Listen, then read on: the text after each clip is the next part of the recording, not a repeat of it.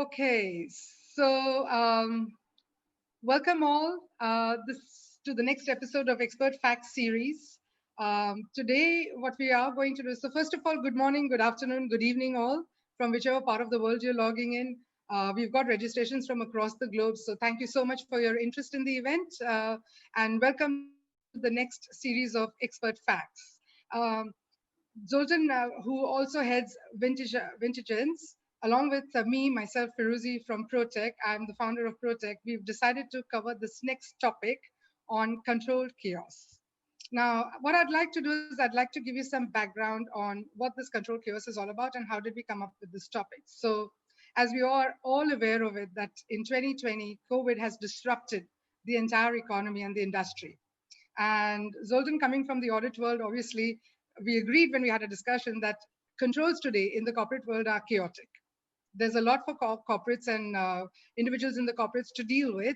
And what we are going to do today is going to shed some light on how you as a corporate could actually mitigate the various risks that your organization faces today.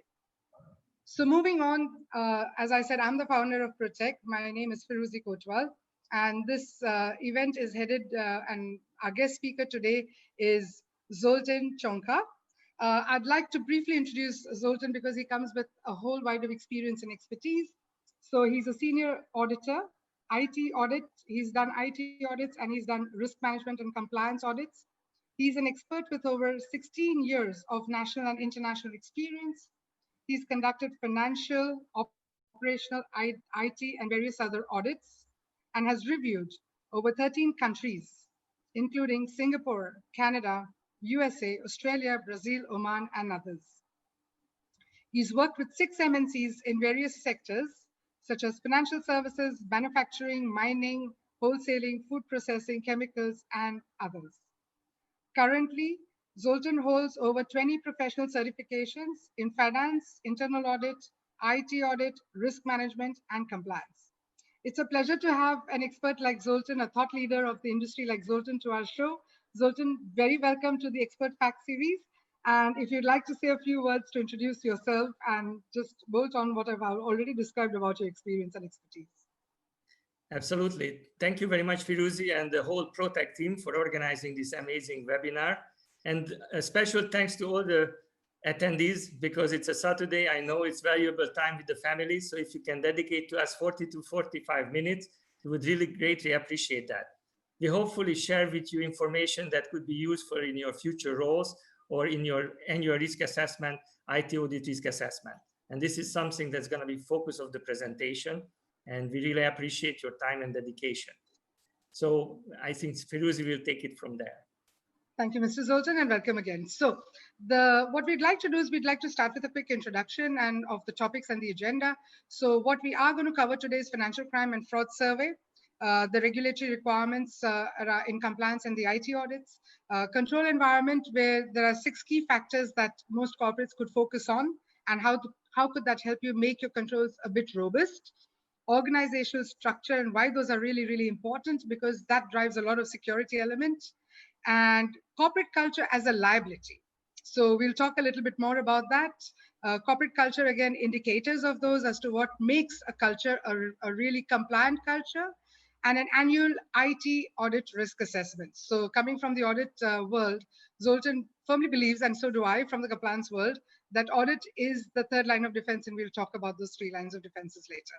So over to you, Mr. Zoltan, if you'd like to do a quick introduction on, why are these topics really important in today's world, especially with the new world for the corporates and the individuals in the corporates. Yes, thank you very much, Firuzi. So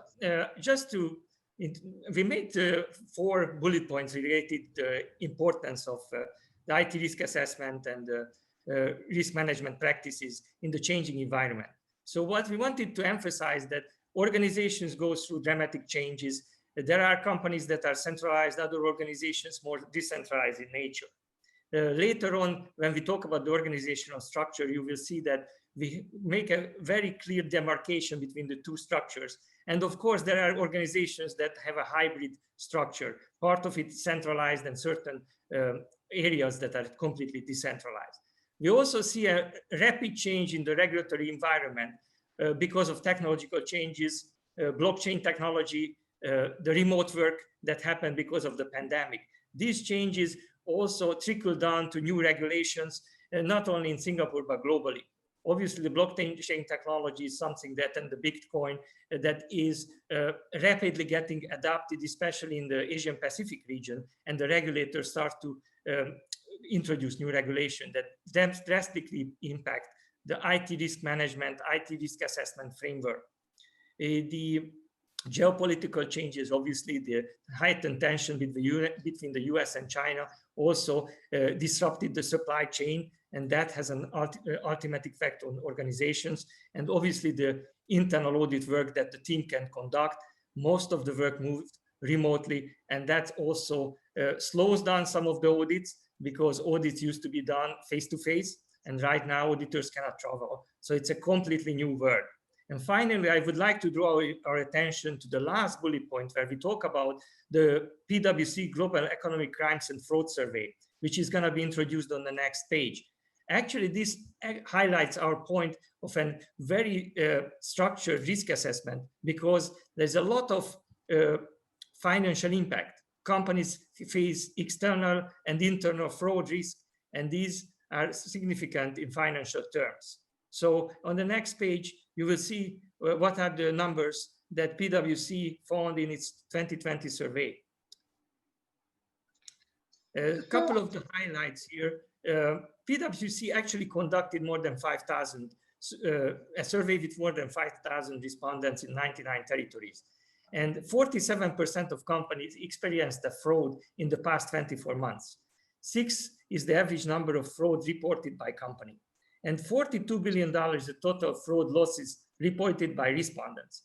What is really interesting, if you look at these 3 bullet points, is what is behind these numbers. These are the numbers that have been reported. The number that has not been reported is probably way higher.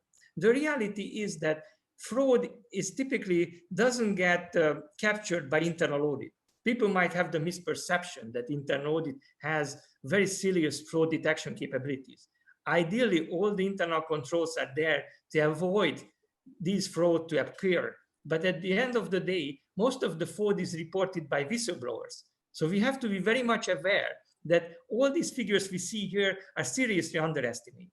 And as a result of that, these fraud surveys highlight the importance of a proper risk assessment, because if our internal audit and IT audit risk assessment is properly targeted, then our audits conducted during the year addresses the proper risk, the emerging risk, which is changing with the current environment. For example, remote work, cybersecurity risk that is heightened in the remote work environment. All this has to be considered in a dynamic way when we do our risk assessment. So when internal audit performs periodic monitoring, which is a quarterly exercise, they readjust their annual risk assessment because of the rapidly changing environment. And I would like to draw our attention to the last quotation here. For any business, the threat of fraud is current and growing. It is a risk you ignore or underestimate at your own peril. And too many businesses are doing just like that. So I think Feruzi must have the same kind of implication she has seen with her clients in the cybersecurity domain, that all these cybersecurity incidents are actually exponentially growing. So, Mr. Zoltan, I had a question to ask, because obviously as a compliance professional, I also work with a lot of corporates, and I've noticed that there's nothing like a cyber audit at the moment. I think a lot of organizations are only focused on compliance audits. And I do believe that with the changing landscape, there's a lot of regulatory requirements and a lot of breaches. What is your view on having a cyber audit or a dedicated attention to the cyberspace by the auditors or by the compliance teams? It's a very good question. Actually, Singapore is aggressively moving on this. I can comment directly on the Singapore landscape.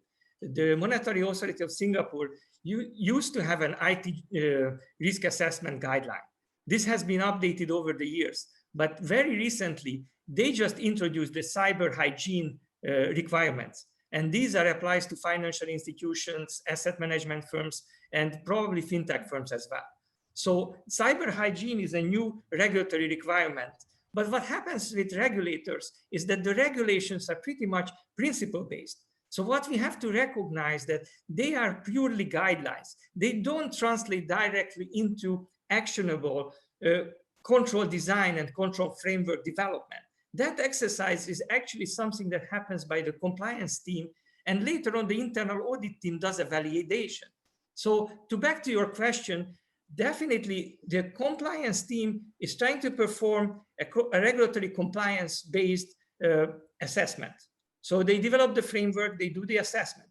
Where internal audit and specifically IT audit comes into the picture is that they take those risk assessments and they expand on it. Because internal audit and IT audit doesn't look at just compliance-related risk. So cybersecurity risk from a compliance standpoint is a narrower look at the cybersecurity risk than from an IT audit standpoint. So IT audit expands on it. And I think maybe a couple of slides down the road, you will see where I'm trying to introduce this balancing act. Actually, on the next slide, what we are saying is that effectively what the internal audit function is struggling with, as Feruzi mentioned before, internal audit is the third line of defense, but internal audit doesn't work in isolation. So what we have here is that we have risk management, compliance, and internal audit. And all these three lines of defense have to work in coordination. Why is that? But the reality is that otherwise they work in silos. And a siloed thinking doesn't work. Companies are extremely complex right now. And what happens with risk, even that the risk maybe appears in the cybersecurity domain, but it permutates. It's gonna affect other areas of the company. It doesn't stay in the IT domain. It's going to have financial statements reporting impact, potential impact on logistics and supply chain. This cybersecurity threat could be a denial of service attack, which impacts the whole organization.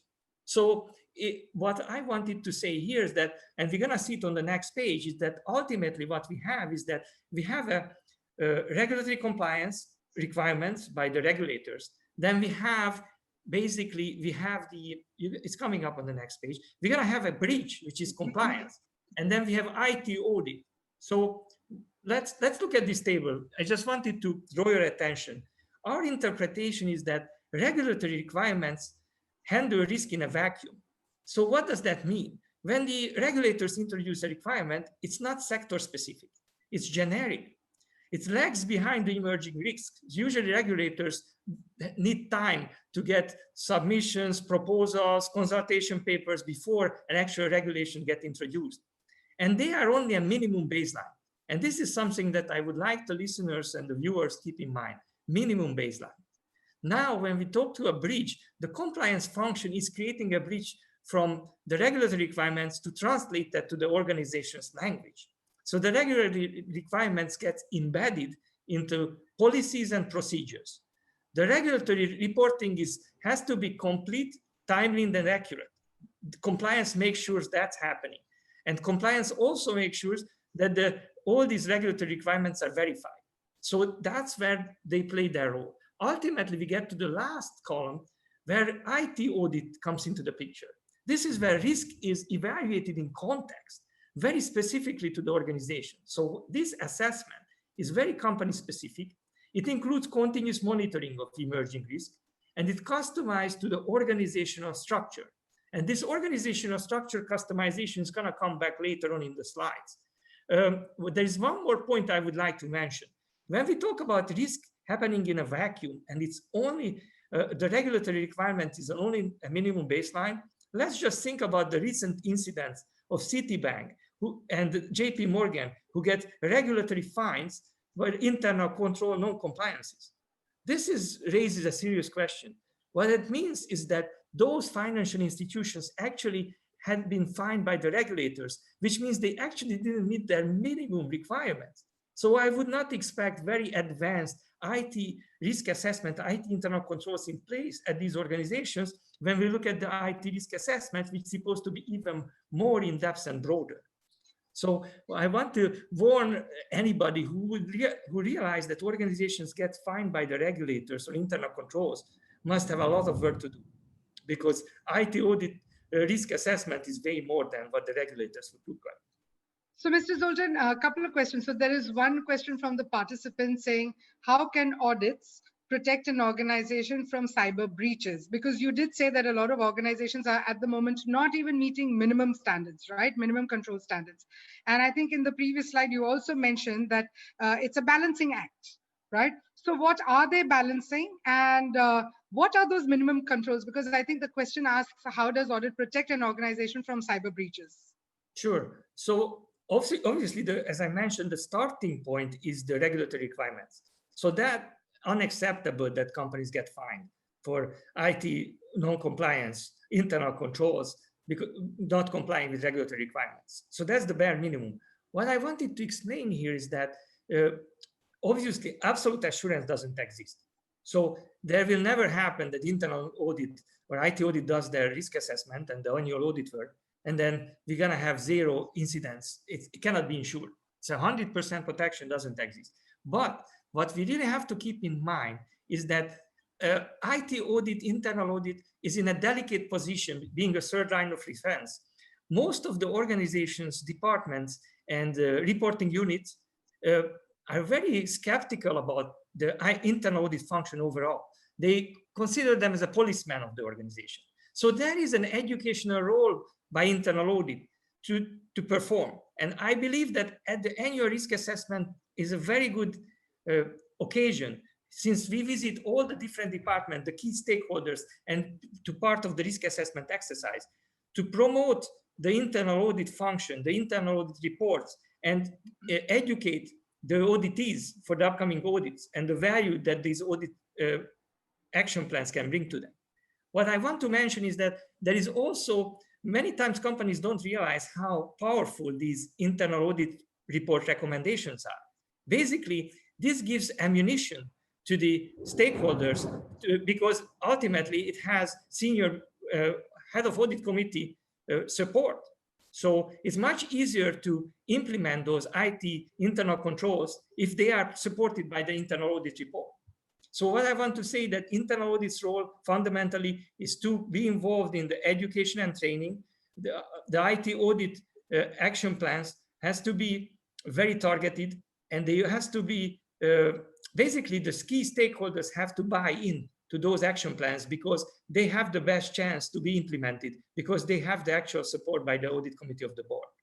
So this is the process that companies have to go through. So Mr. Zoltan, there have been some interesting questions. So somebody is asking how, so in light of all of that, how much do I need to invest from my budget for IT audits? Yes, I mean, very valid question. I just see it pop up on the screen. Well, it all depends on the organization. With Firuzi, we had brainstormed on this earlier, actually. What I want to say, IT audit work is, I think it's heavily underestimated in most organizations, but it definitely depends on the sector. So let's look at a very conservative sector where I used to work in mining and manufacturing. Less IT audit work is happening in there because it's more established organizations. So usually it's not a rapidly changing environment. So it's easier to conduct IT audits there. So probably audits are more standardized. Less customization is needed because maybe those internal audit departments has been in place for 30 years or so. Now, if we talk about a fintech firm, if we talk about asset management, where there's a lot of change, new products coming out, IT audit is more challenging. Definitely would need a bigger budget. The reality is, what I also see is that many organizations oversimplify the internal audit, IT audit budgets question. I have seen horror stories when, you know, one IT auditor for $1 billion sales. I don't think that's the best approach. So the reality is there is a professional judgment involved, obviously. I would compare with competitors and do some benchmarking.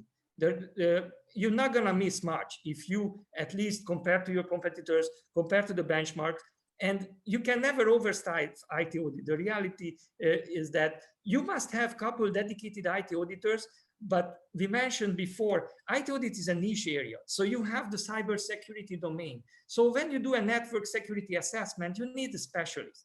You know, the CISSP, you need the penetration testing expert. So the IT auditor is not conversed in every domain. He has a general understanding of IT risk, IT internal controls. But when we go to a very dedicated audit, we always supplement the team with a special subject matter expert. So that's where those specialized IT certifications come in play. And I strongly believe that this is how the team should be set up. There should be dedicated IT auditor in the organization, not one. It depends on size and risk. But the team for the specific audit should be put together based on an external expert who can bring in that knowledge. Because, you know, different application security control testings, SQL injection, this is a very specific area. A regular IT auditor wouldn't be in that, wouldn't possess that skill set. I would like to, if you have any questions, I think Feruzi, you might have some. No, so the questions are done. We just wanted to understand that today companies are struggling with the basic controls around cybersecurity as far as audit is concerned. So your next topic is around going beyond regulatory compliance. Right. Do you see that really happening in the near future? When I think, and I always say when I do compliance trainings, I always say, especially compliance teams are today so buried in the good old fashioned paper and transaction monitoring framework that they don't look beyond Internet of Things, right? Beyond, you know, beyond that into cybersecurity. So how do you advise the companies to actually go beyond regulatory compliance when their normal compliance or cyber compliance is not in place? What is your thoughts around this? Sure. I think there is a misperception in many organizations that, especially in the financial services sector. So we are regulated by, let's say, Singapore Monetary Authority of Singapore. Financial services firm make sure that regulatory compliance is in place. Internal audit does regulatory compliance audits and ensure that they are functioning and well. The reality is that most companies stop there, and that's a big mistake. And I think internal audit's role is to explain to the stakeholders how much risk they leave on the table. Let me give you an analogy. So let's say in the financial services sector, you have the regulators. If you don't comply with the regulations, then you're going to get a fine.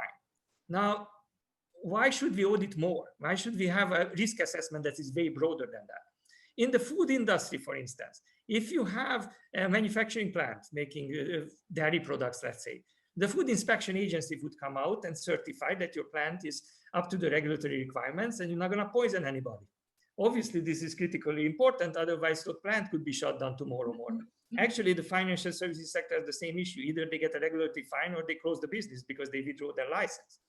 But your manufacturing plan, making sure that it's perfectly in compliance with the food inspection agency, has a lot of operational risk on the table. It's all those other risks can make your business bankrupt, or the logistics and transportation related risks that came around with COVID. The regulatory regulators don't care about your logistics and supply chain risks. They have nothing to do with it. So that, of course, they look at the BCP, the business continuity planning, but again, it's still a high level.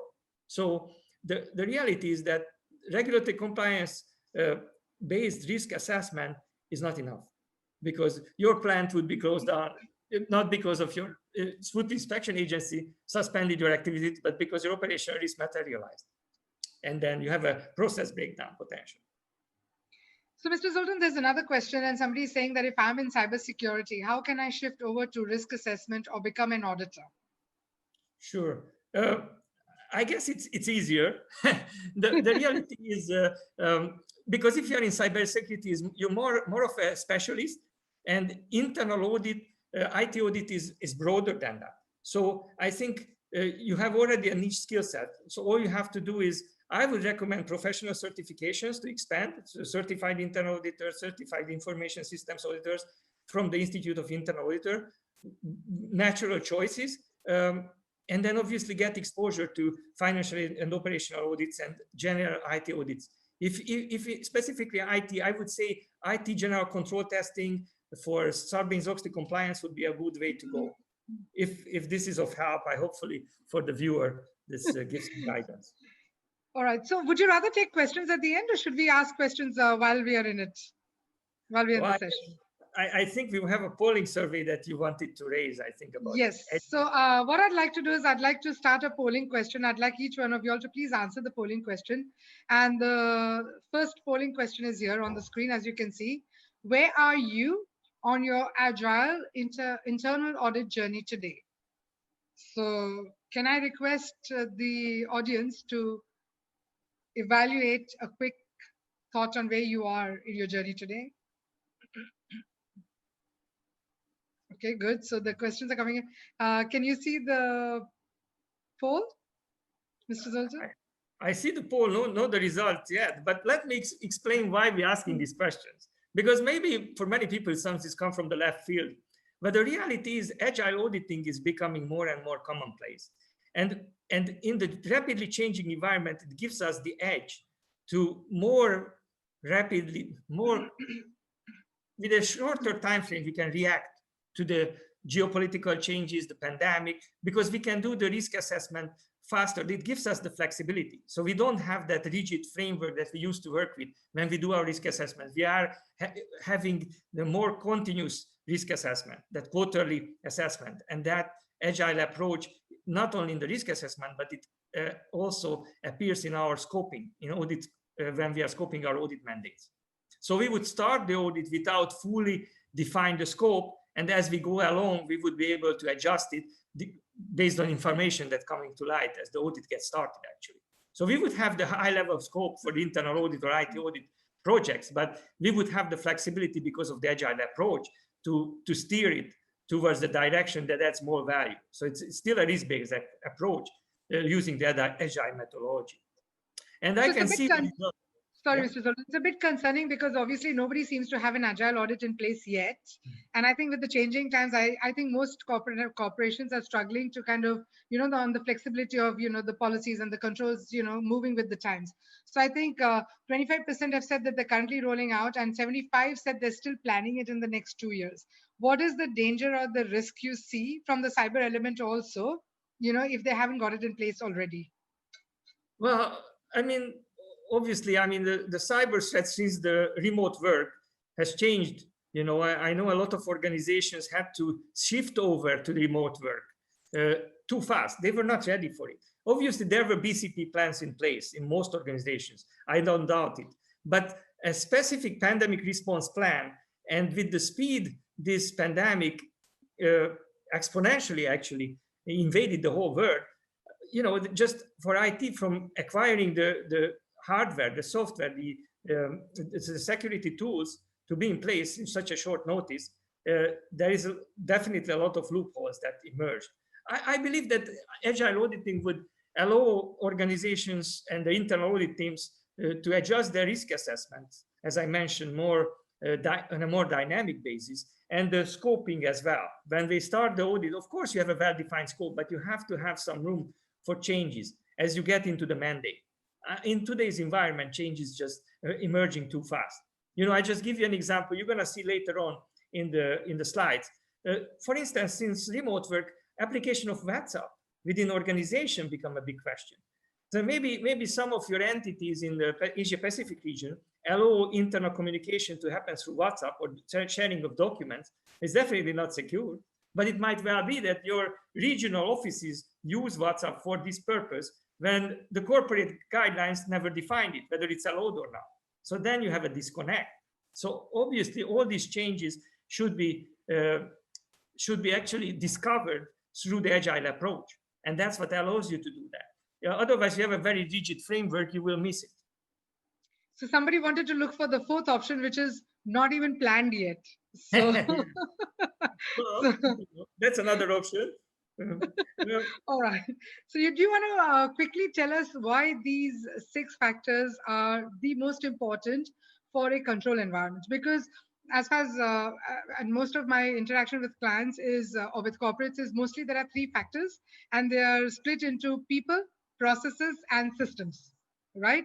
So how do you categorize then into the practical environment, these 3 factors into the 6 ones? Yes. Thank you for the question. This is a personal, I developed it personally, that I consider the key factors for the control environment. So this is not an IIA standard, okay, by any means, but, I use the pyramid to illustrate this. So basically, how we're looking at this, and in this presentation, we're just gonna really touch on the first 2 elements, the organizational structure and corporate culture. How important it is to have a proper assessment, because we're going to be way off in our risk assessment if these 2 areas we have no clue, or we are in some kind of dreamland. Then we talk about the business strategy, because that ultimately impacts risk. So you cannot talk about risk without understanding the business strategy, especially now with the remote work, anything else, the blockchain coming, it's impossible. Now we talk about risk governance. We have to understand that how risk governance is overlaid based on the risk strategy. Then we're looking at whether the policies and procedures are reflective of those changes, whether the risks are captured and whether the controls are documented. So that our risk and control tables, our flow chart, are they up to date? Are they realistic? And finally, we have at the top risk management, internal audit, and compliance, the 3 lines of defense that has to make sure that all these factors work together and actually reduce the risk within the organization. We get the risk under control. And if we have a good grasp of organizational structure, organizational culture, we already have a good starting point. I believe many times when we are doing our risk assessment, we do either a top-down or a bottom-up approach, or we just do a hybrid approach. But in either approaches, organizational structure and corporate culture drive everything. And it's very easy to miss. We just gonna straight go into the business strategy and looking at the lower level risks, and then we get lost and we don't see the forest from the trees. So I believe that these 2 factors, and I'm gonna elaborate in the upcoming slides, how important they are before we even dive into the more detailed risk assessment. So, Mr. Zoltan, there's been on Agile, because you're talking about corporate culture, obviously Agile is the way forward. There's been a question over here saying, can we trace Agile? And I don't know what that means, but it says, can we trace Agile? And what does Agile goes, it says? As in, I think it's probably they're asking you to define what Agile is. And if you could just shed a little, very briefly, some light on that, because I think you did mention about how it could potentially impact the current policies, you know, where people overlook, let's say, a WhatsApp policy. Most companies don't even have that today, right? So along with that, what are the other areas that they could look at when it comes to Agile working as a culture? Because we're talking corporate culture, right? So culture has changed, correct? It's all distance learning, it's Agile working. So in line of that, how do you describe corporate culture as an Agile culture? Well, of course, it's a journey. So it's as Agile doesn't get implemented overnight. So what it means that you have to establish teams that are interested to adopt Agile methodology. Ultimately, that's the way forward. Now, from the team members needs buy-in. There is different Agile methodologies. There's the Scrum. There is different sprints that they apply, weekly reports. It's much closer following of the trends, the risks. In case of internal audit, of the changes in policies and procedures, to be in the front line of all the change. So to be Agile for internal audit, you have to be much more close to the operations. All those changes have to come to you real time. It's not when we do an audit, by the way, we know about there was a change in the policies and procedures. That's not an Agile approach for internal audit. And of course, as I mentioned in the scoping itself, once you already have the mandate, you have to have that flexibility built in. Internal audit used to handle the scoping very rigidly. You know, we issued the audit notice, this is our scope, that's it. And, you know, we close our eyes and go forward. Of course, if we find out of scope audit observations, we mentioned that in the report, but that raises more questions than answers. All I want to say is that Agile flexibility allows us to embark on the audits faster, have an open mindset, and be able to have a flexibility to adjust the scope within the framework. Of course, you are auditing the cybersecurity, you're immediately not going to switch the scope over to a completely different domain within IT. But within the cybersecurity framework, you would have those adjustments based on the initial interviews and meetings with the stakeholders. And the most important factor that I've just mentioned in the pyramid, we just go back to the bottom of the page there, it would be the organizational structure. So I wanted to highlight a couple of points here, centralized versus decentralized. So organizational structure, as you can see, is the foundation. Then we talk about corporate culture. So in the organizational structure, you see centralized organizational structure is easier from many standpoints. Accountabilities are more clearly defined, tend to be more standardized. Global policies and procedures ensure minimum standards. Capturing and reporting data is easier, and it's easier to audit. So this is a centralized organization. It's normally easier to sustain if a company is experiencing organic growth. But the problem is in today's environment, a lot of companies are either impatient or the investors are impatient for organic growth, or the companies are too big. Organic growth doesn't give them enough growth. It's just impossible. I come from a mining background. For them to develop a new aluminum smelter is $3 billion, and it takes 3 years to build. And then it gives you 3 to 5% more revenues. So it's irrelevant. If you want to show real growth, you have to do M&A. That's the reality. So then companies through mergers and acquisitions become more decentralized because naturally you are integrating with another company. Of course, you're trying to centralize for synergies, which used to be the buzzword 15 years ago. Everybody talked about synergies, and today is about disruption. You know, if you don't say disruption, you know, you're not in this decade. But synergies was like that in the 2000s. So what I want to say that when you grow through acquisitions, of course, you want to centralize to realize the cost-saving synergies because that's part of your business case. But it's ultimately almost impossible. So what happens is, yes, you have centralization happening in pockets, but you're going to still have legacy IT systems. The corporate culture will never centralize. It's going to be very difficult to change over the corporate culture of an entity that you just acquired. It's going to take years, and it might never really happen. So the exposure that you see at the decentralized organizations, accountability is harder to establish. It tends to be less standardized. Inconsistency among policies and procedures are more commonplace. It's harder to obtain and report on risks. It takes longer to audit and more complex. So ultimately, a decentralized organization is much more challenging for risk assessment, for IT audit, and overall control from a control perspective. There is only one positive about it. It's just like a blockchain, is that you have all these nodes. So if you get attacked, the cyber attack is localized. That's all. So that's a good advantage. But other than that, it's a problem. So would your recommendation, sorry, Mr. Zoltan, would your recommendation for organizations would be to move towards a centralized approach? Well, ideally, yes. I mean, it would make, because ultimately the first bullet point is a big issue, accountability. And that comes back to the corporate culture. You cannot hide from this. You have your organizational structure, and then you have a decentralized company when everybody is pushing accountability around. And it's extremely dangerous. Even when you write the audit report, they're pointing to each other. And actually, we made a survey on LinkedIn. We were lucky enough to get 80 respondents on this poll. As you can see, we made the LinkedIn survey about corporate culture problems. And what is the most frequent root cause of corporate culture problems? And I guess none of you are surprised with the first item, tone of the top. That's the classic answer. And then you can see the others, inadequate internal controls. The second in place was biased hiring practices, lack of meritocracy, and inadequate internal controls. From my perspective, and we discussed this extensively with Firuzi, I think we are missing the point here. I think it's the second one. Biased hiring practices is the root cause of the problem. Because who hires the top executives? HR, they went through HR somewhere they have a file. So all I want to say is that human resources is key. If you have an HR function where job descriptions are not well defined, where job requirements are all over the place, when the body system works, where the meritocracy is lacking, what do you expect? You're going to hire the wrong people, and the wrong people are going to hire the wrong people.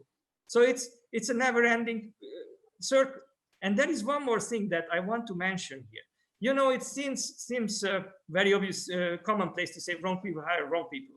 The problem is if you hire people who are not fully qualified for the job, then the people who are highly qualified has to lower their performance to their standards because there is miscommunication. They don't speak the same language, technical terms. And that becomes a problem. So your high performers have to be turned into lower performers. That's just a natural tendency. And that's the problem. And once your corporate culture goes offline, meaning that it starts this process of those values that ultimately represented by the company and its shareholders, its stakeholders, they are not represented anymore because we hired the wrong people and their behavior is not in line. And you cannot bring it back. It's going to take decades. It's very difficult. I don't know your experience, Firuzi, with the human resources, that you have extensive knowledge about this domain. Yes, so I agree with you, but I also believe that tone from the top also there's a bit of a conflict over there because I think generally the culture is more culture of profitability. So I think senior management drives the revenue and the ROI and the bottom line. And I think compliance becomes secondary in comparison to the revenue generation model, correct? Yes, And also, then how do you balance out? So, like for example, I was with a large oil and gas company earlier this year on a bribery and corruption training, and then we have the sales guys asking, if it's $1 trillion business and they're asking for a bribe, should we just walk away? And is the board happy with it? And then the board was silent, right?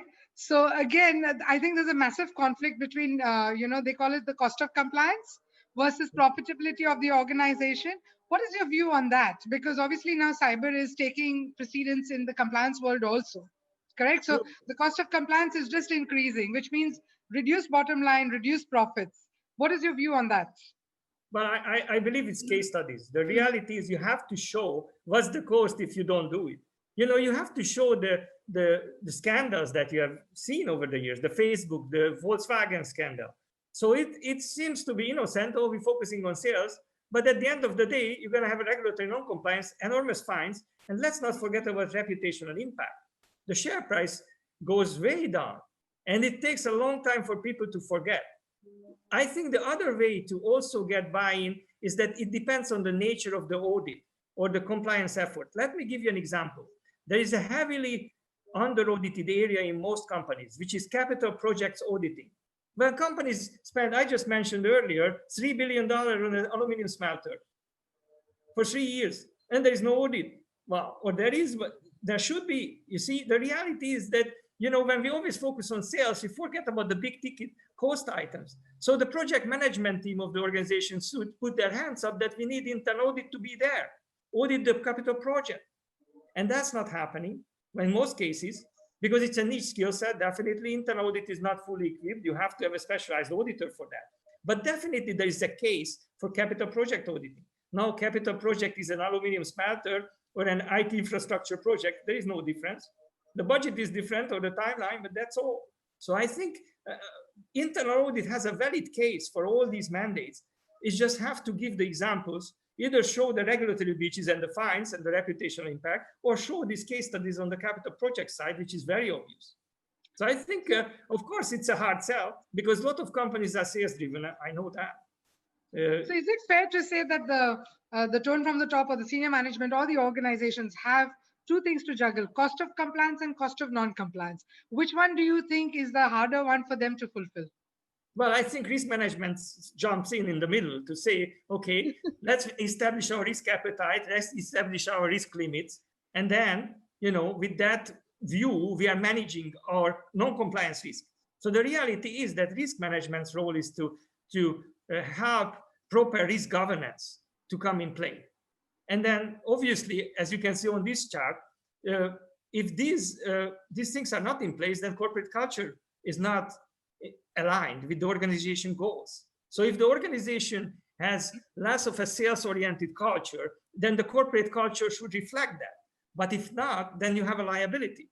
And I just wanted to draw our attention to one of our very interesting Harvard Business Review article that I would like you, if you are interested, you can find it online. Just a couple points to mention when your corporate culture actually is a liability. So how significant this is, just look at the first quote here. 1 in 5 employees report experiencing a cultural crisis. So they feel disconnected from the organization, a significant incident indicative of troubling workplace attitudes and behaviors. So the company might state certain values and the people behave completely differently. And this is these people experience this in their organization in the last year or two. So this is significant. 20% of the employees feel that way. And what are those indicators that your corporate culture is a liability? The risk indicators. First of all, what is driving that? The risk is that there's inadequate investment in people. So ultimately, people don't feel engaged. They don't feel part of the company. They don't feel that the company is committed to them. There's a lack of accountability. This is the point I mentioned before about the centralized, decentralized organization. Lack of accountability is an enormous issue. Lack of diversity, equity, and inclusion, which is lately is very much in the spotlight. Poor behavior at the top, that's completely in line with our LinkedIn survey that we have seen. High pressure environments, that's something that Feruzi just mentioned. It's sector specific. If we talk about IT technology firms, enormous pressure to deliver that software. to roll it out. So definitely those environments, corporate culture is not the same. Don't expect that. And then unclear ethical standards. Of course, that's aligned with the tone of the top. So if your tone of the top and ethical standards has to be aligned. So it cannot be that tone of the top is very serious corporate values, and then the C-suite is not behaving that way. It's a complete disconnect. I just want to, in the next slide, I want to give you a little bit of kind of tools or key factors that you can look at to identify whether your corporate culture has some issues. This is kind of more granular than the previous example. Basically, a couple of points here. You would find that your corporate culture is not aligned if your promotions are not based on merit, but based on politics. If hiring practices are unfair or biased. If there is a high employee turnover, these are measurable. You can measure it to your competitors to benchmark that your department 80% employee turnover, 40%, 80%, come on, it's impossible. When statistically people change jobs every 3 years, that's 30% turnover, that might work. But when you talk about 40% and higher, it's ridiculous. Then you talk about body system versus meritocracy. And then I want to draw our attention to these 2 points here, because many companies don't look at that. So most companies look internally to those 4 points, but then they don't look at externally. How can I validate where my company's culture stands? One of them would be a pay scale rating and comments. So you would be able to space whether, how you're paying your employees. Are you competitive? Are you in the middle of the range? Or you're underpaying people and you expect them to be geniuses? It's unlikely. You're going to hire the best people for the lowest wage. And then we can look at the other bullet, which is the Glassdoor employee feedback. So Glassdoor gives is an available tool where you could see previous employees who departed the company. Of course, they take it with a grain of salt, but the reality is that it's still a good measure. And I think Firuzi might have a comment about exit interviews. This kind of serves the similar role.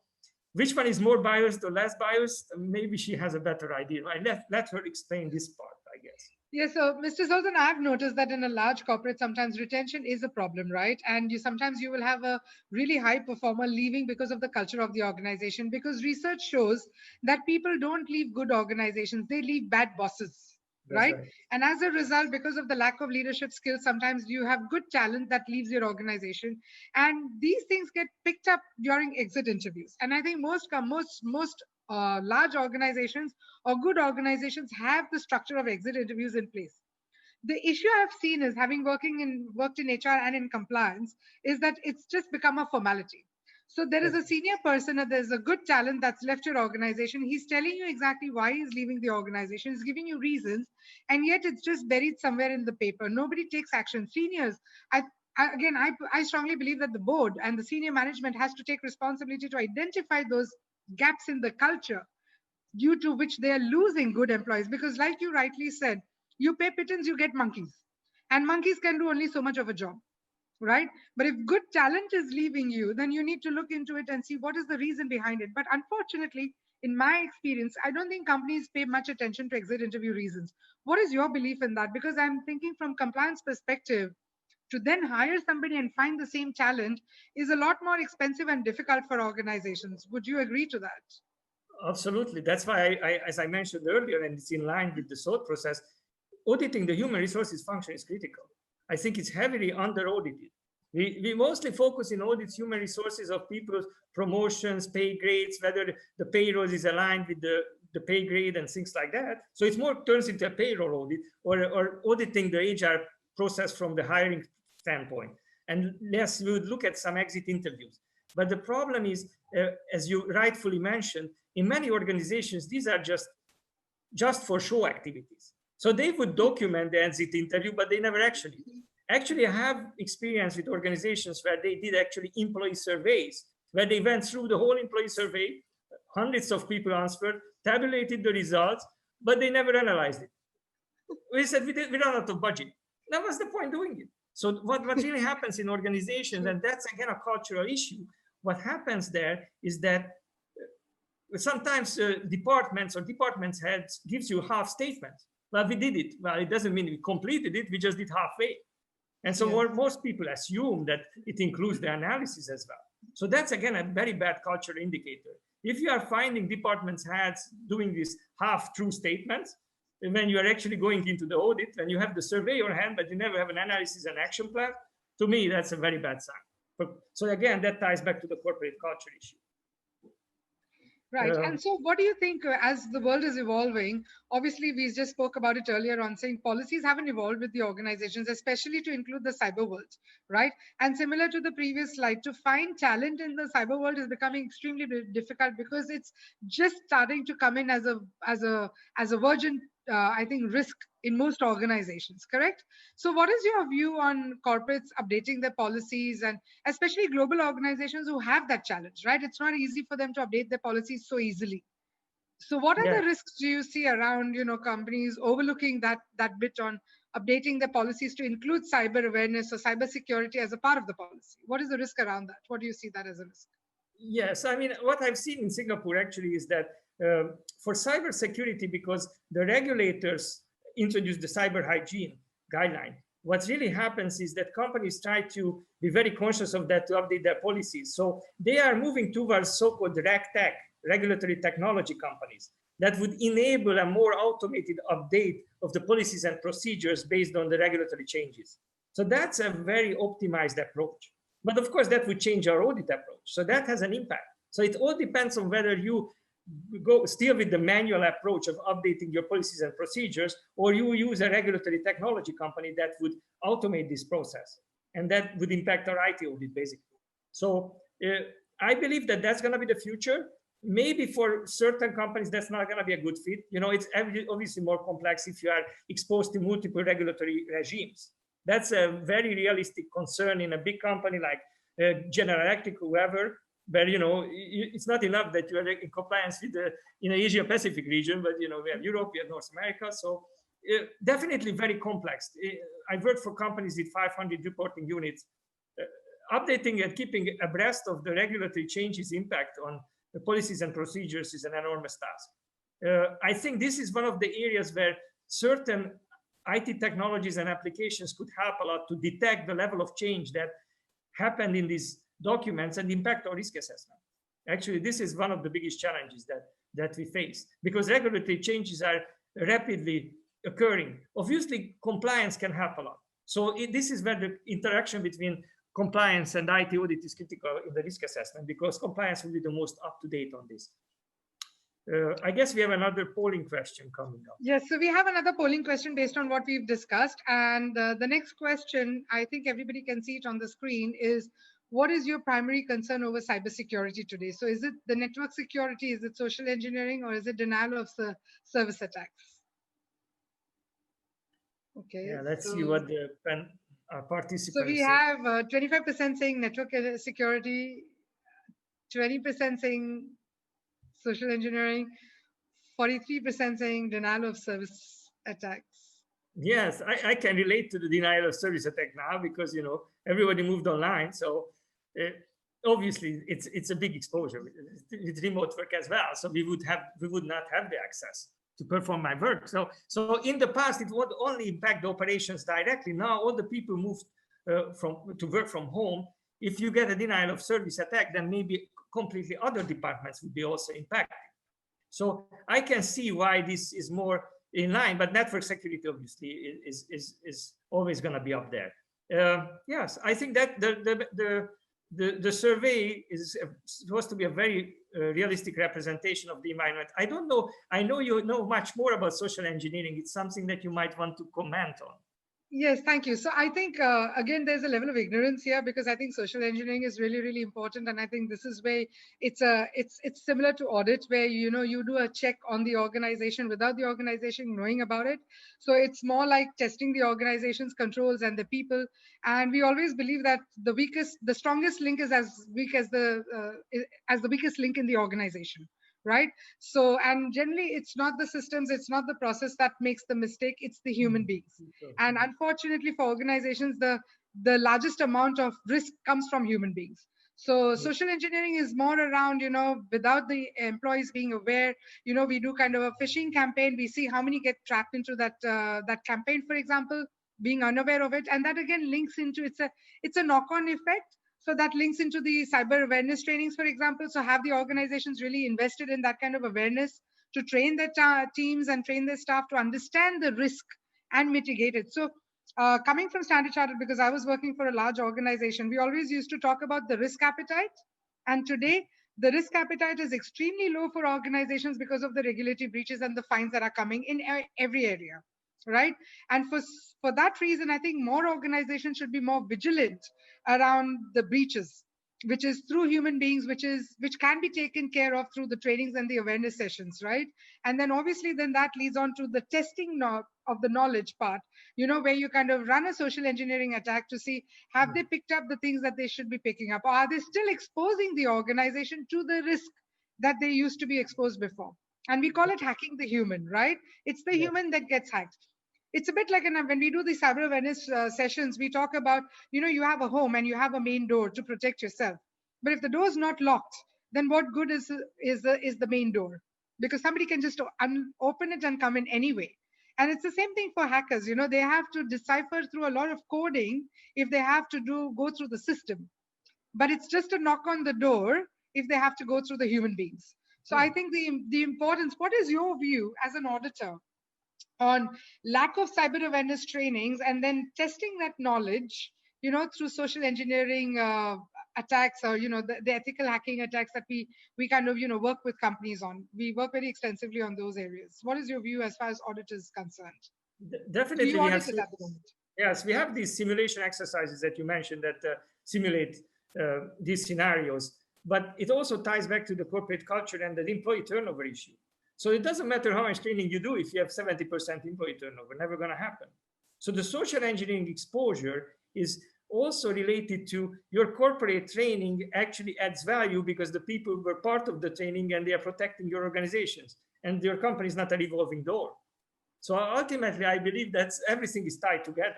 Nothing works in a vacuum from that perspective. So you have to do these simulation exercises. You have to train the people, but you have to try to retain the people you train, because otherwise this social engineering is going to have enormous success down the road. This is just last slide. I think we are almost close to the end. I know we can only touch on the first two sections of the pyramid. So last point is policies and procedures that I just mentioned. Centralized, decentralized organizations, enormous challenges in the decentralized environment, policies and procedures being not aligned, just regionally. Maybe certain policies are placed which are completely misaligned with the global requirements, is an enormous exposure. The WhatsApp example I mentioned before is also pointed out here. And I think companies have to make sure that their policies and procedures are really standardized. It might be a decentralized organization, but the head office has to be able to push their policies and procedures down to the regional centers. Obviously, there is one valid exception. If the regional requirements are more stringent, then those are the ones that should apply. And I know Feruzi can attest to that she has seen it in her practice. So, I do a lot of compliance trainings, and I generally talk about country addendums because that's very specific to the local regulatory requirements. And I'm even amazed to see that most people don't even understand don't even know what a country addendum is, right? So how do you then expect them to implement the more stringent approach? And I think as the cyberspace evolves, and I always say that the fraudster is always one step ahead of the law. And I think as the cyberspace evolves and the criminals and the criminal activities increase and enhance, I think companies need to be more vigilant and need to have a more dedicated focus in the cyber area, right? So it's that shift, and I think it's the changing landscape that we want to talk about in the next session. So look out for our next session. We're going to talk about the shifting landscape of 2020, the changing landscape, and how do you then forward look in 2021. But what is your view? What has been the main shift as an auditor? What do you think has been the main shift in the changing landscape in 2020 related to cyber worlds?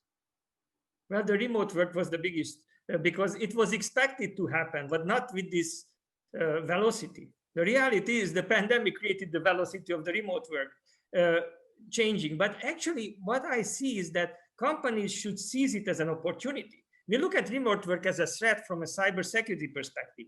But actually, what it allows companies to do is that they can move work offshore to experts that were not available before. They never thought about hiring white-collar labor the best in the planet from the other end of the planet. You don't have to give them work permits. You don't have any of those commitments, and they are widely available.